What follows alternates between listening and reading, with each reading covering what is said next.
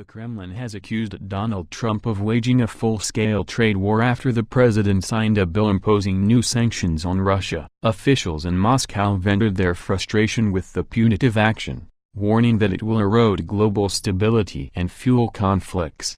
In an emotional Facebook post, Russian Prime Minister Dmitry Medvedev described the move as a humiliating defeat for Mr. Trump. The Russian Foreign Ministry has warned of possible new retaliatory measures. The hope for improving our relations with the new U.S. administration is now over. Mr. Medvedev, who served as Russian president in 2008 to 2012 before stepping down to allow Vladimir Putin to reclaim the job, said, the Kremlin had been encouraged by the Trump's campaign promises to improve the Russia-U.S. ties that had grown increasingly strained under President Barack Obama. But with the White House preoccupied by congressional and FBI investigations into links between the Trump campaign and Russia, the hoped-for relationship reset has not materialized.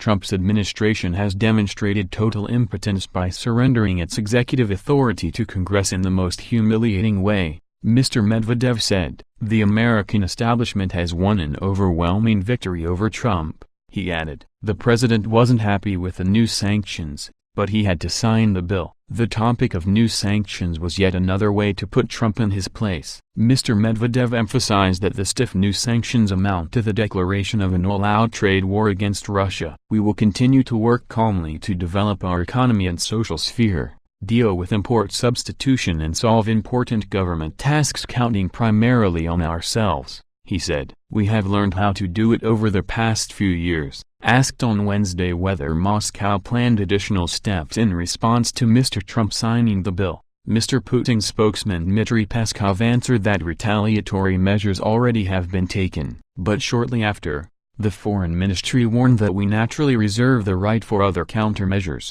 It said the sanctions bill reflects a short-sighted and dangerous attempt to cast Russia as an enemy and would erode global stability. The ministry added that no threats or attempts to pressure Russia will force it to change its course or give up its national interests. The ministry said, "We are open for cooperation with the U.S. in the spheres where we see it useful for ourselves and international security, including the settlement of regional conflicts."